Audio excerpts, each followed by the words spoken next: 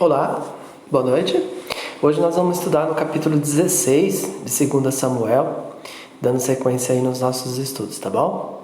O título desse estudo ele vai ser O orgulho precede a destruição. O orgulho precede a destruição. Se formos analisar a vida de Absalão, a Bíblia retrata ele como um jovem que tinha um certo orgulho da sua posição. Tanto é que ele deixava o seu cabelo crescer e ele cortava o seu cabelo de ano em ano. E quando ele cortava o seu cabelo, era um momento festivo, ele convidava todo mundo, o peso do cabelo dele pesava quase meio quilo, o cabelo dele. E a Bíblia fala que ele era muito bonito, que na época não existia outra pessoa bonita igual ele. Provavelmente ele deve ter sido criado muito mimado. Tanto é que ele mata o irmão dele, ele investe contra o seu pai, ele foge, ou seja, talvez ele fosse um garoto mimado. Alguém que foi criado de uma forma de modo que não tinha muito controle em relação à obediência, ele não era tão obediente assim ao seu pai. E também ele carregava mágoas, porque Amon tinha estrupado a sua filha. Mas ele, tirando essas questões, porque nada justifica os atos que ele cometeu, mas o orgulho, ele é muito perigoso. Porque o orgulho, ele precede a ruína, porque Deus, se há uma das coisas que ele detesta, ele expressa isso aí na sua palavra, é o orgulho, ou seja, a altivez, a arrogância. E nós vemos que aqui no capítulo 16, uma das coisas que ocasionou a morte de Absalão foi exatamente o seu orgulho. Certo? Que ele estava vivendo uma vingança contrária à vontade de Deus, ele estava perseguindo o seu pai, mas em se tratando de estratégia de guerra, de estratégia política e de sobrevivência, o que ocasionou a sua ruína foi a sua arrogância, foi o seu orgulho, ou seja, foi a sua altivez. O que eu quero dizer para vocês com esse estudo? Muito cuidado com o orgulho. Muito cuidado em se gabar daquilo que você tem, daquilo que você é, daquilo que você fez, daquilo que você pensa, daquilo que você faz, do estudo que você tem, do carro que você tem, do dinheiro que você tem, porque isso é muito perigoso e esse orgulho, ele precede a ruína. Herodes foi um rei extremamente rico, ele reconstruiu o templo, ele fez o templo glorioso. Só que depois que ele fez tudo isso, ele se assentou e quis ser exaltado igual Deus. E a Bíblia fala que ele foi comido por bichos, foi extirpado, ele morreu na hora. A Bíblia também fala de Nabucodonosor, que foi um rei que conquistou o mundo habitado na época. Isso aí é algo em torno de 600 a.C. Ele conquistou todos os reinos. Isso porque Deus tinha um propósito nessa conquista. Só que ele se ensoberbeceu com isso. E Deus tocou nele e ele se transformou como se fosse num animal. Ele comia, cresceu pelo nele, ele ficou 3 anos, se eu não me engano, ele ficou vivendo errante, até que ele conscientizou que Deus era um Deus verdadeiro. O seu filho também, Belsazar, ele fez uma festa para os seus grandes, e quando ele estava bêbado, outro perigo também, porque a Bíblia diz: não vos embriagueis com vinho, mas enchei-vos do Espírito, porque o álcool, ele deturpa o pensamento, e já não é mais você que dirige a sua vida, porque quem deve dirigir a nossa vida é o Espírito. E quando a pessoa está embriagada, quem dirige a vida dele é o álcool, porque ele não sabe para onde ele vai. A rua é pequena para ele vai para um lado, vai para o outro. E muitas consequências, muitos acidentes, agressões familiares, morte, são ocasionadas porque perdeu o controle em relação ao álcool. Mas não é do álcool que nós estamos falando. Esse foi um agravante no orgulho de Belsazar. Até foi escrito Mene, Meneu, Tekel, Parsim, ou seja, o teu reino foi pesado na balança e viste que você está em falta, então o teu reino passará de ti. Os nossos atos, as nossas atitudes, tudo aquilo que nós falamos, que nós pensamos, que nós agimos, a Bíblia fala que nós pecamos até mesmo com o nosso pensamento, com aquilo que está no nosso coração. Todas essas coisas a Bíblia diz que são anotadas no livro da vida e um dia nós vamos prestar contas delas. E essas coisas também, elas vão pesando na balança de Deus, até que a ira de Deus se acende contra aquele que pratica tais atos. E no caso de Absalão, o orgulho dele foi tanto que ele não quis, ele quis além daquilo que era dele. Esse foi o pecado principal de Satanás. A Bíblia diz que Satanás ele se chamava Lúcifer, ou seja, anjo de luz. Ele tinha toda a glória e o esplendor na sua pessoa, mas ele se exaltou acima ele se exaltou acima daquilo que lhe era permitido. E ele diz assim no seu coração: olha, eu subirei ao mais alto patamar, serei semelhante ao Altíssimo.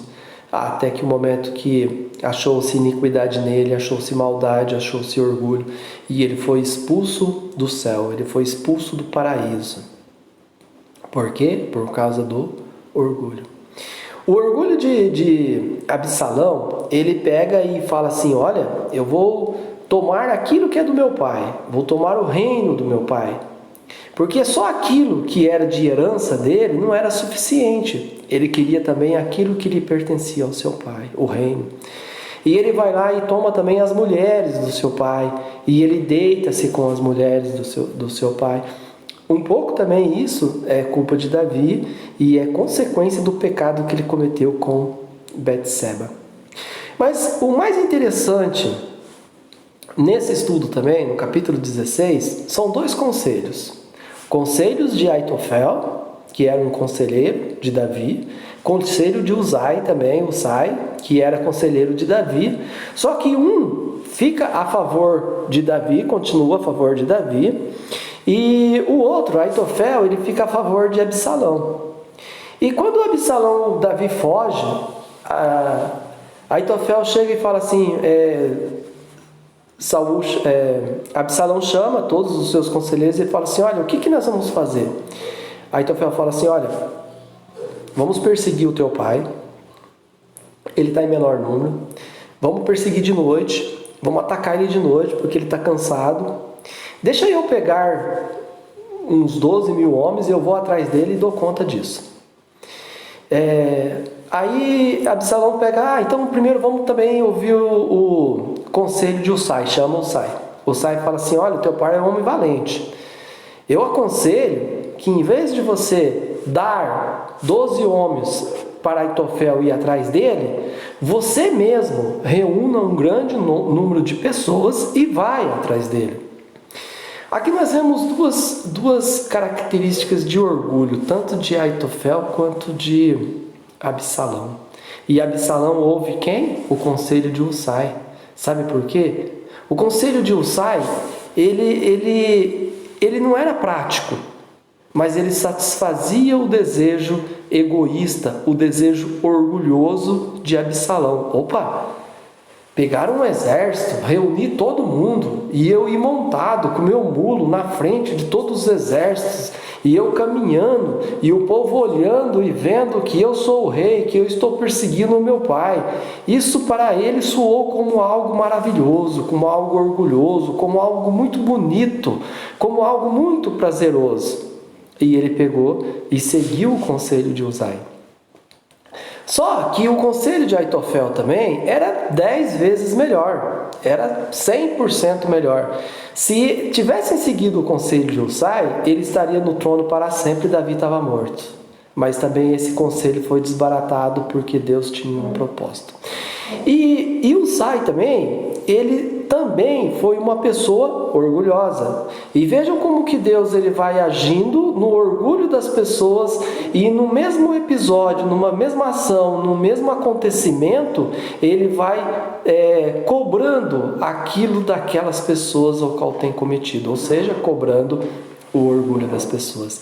O que Aitofel queria? Ele queria ter a graça do novo rei. Ele queria se aparecer também. Então ele chega e fala assim, ó, ele era um conselheiro, ele não era um general de guerra. O general de guerra era Amasa, que era um outro general que tinha sido constituído como general de guerra. Ele pega e fala assim, olha, deixa eu pegar uns homens aí, uns 12 mil homens, e eu vou atrás dele. Ou seja, eu vou. Aí de quem que ia ser a glória? De ter pego Davi, de ter matado Davi? De Aitofel.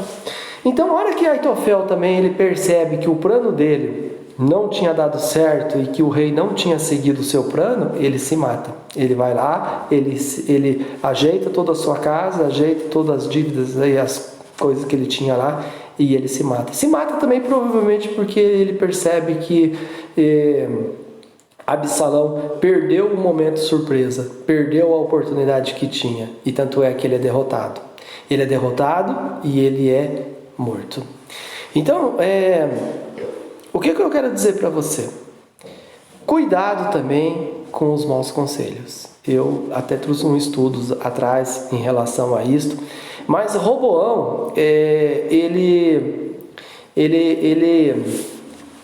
se aconselhou com os jovens que tinham crescido com ele. Então, cuidado com os maus conselhos e cuidado também com as más escolhas que você faz. Absalão, esse conselho veio de Deus, mas esse conselho foi para sua ruína, porque ele escolheu mal e ele escutou mal o conselho. Ele escolheu mal porque Usai, ele era conselheiro de Davi, e ele era um infiltrado, ou seja, ele estava lá, mas ele estava lá cumprindo ordens de Davi. Absalão, aqui, eu não de maneira nenhuma estou torcendo para ele. Eu achei até, eu fico até zangado com Davi, porque Davi chorou e pranteou a morte dele quando Joabe foi lá e atravessou ele com a lança, no episódio que ele fica preso com seus cabelos no ramo, e o mulo corre e ele fica preso. Joabe vai lá e atira umas flechas e mata ele. E Davi se entristece por causa disso aí, chora por causa disso aí. Eu fico zangado com Davi por causa dessa atitude, porque Absalão realmente merecia morrer. Mas não deixa de ter sido um mau conselho que ele ouviu. E não deixa de ter sido uma má pessoa que ele colocou para aconselhá-lo. Ou seja, uma má pessoa e um mau conselho. Foi o que causou a sua ruína. Por causa de tudo isso, por causa do orgulho. Então, ele escolheu a pessoa errada e escolheu o conselho errado, porque ele era orgulhoso e ele queria seguir aquele conselho que lhe dava mais prazer, que dava mais alegria ao seu coração, aquilo que dava mais prazer para ele. Ele queria ser visto por todas as pessoas. Então, o que eu quero dizer para você, muito cuidado com os conselhos que lhe dão. Muito cuidado com as atitudes que você tem em relação à sua vida, em relação ao orgulho, em relação à altivez, em relação à prepotência. Olha, eu sou assim, eu faço isso, eu faço aquilo.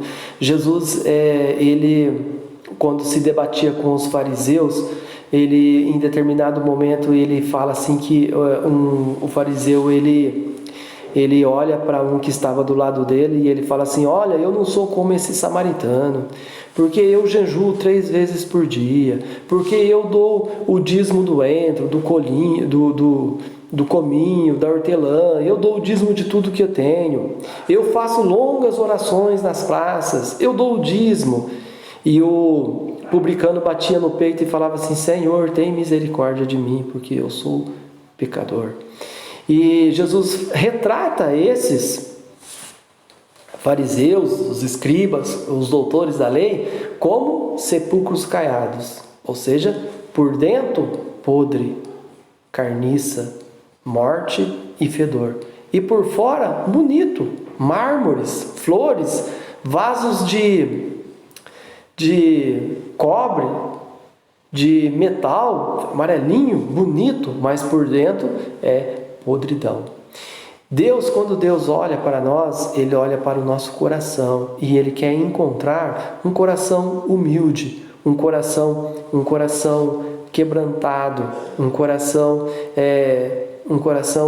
que busque a Deus, que reconheça em Deus, que não um coração altivo que acha que as próprias posses, que a própria capacidade, que o próprio dom talvez que tem, o dinheiro que tem, vai servir para fazer alguma coisa. Não, Deus quer que você seja dependente dEle a cada momento, a cada instante, a cada circunstância. Deus quer que você esteja sempre na dependência dEle. Tá bom, irmãos?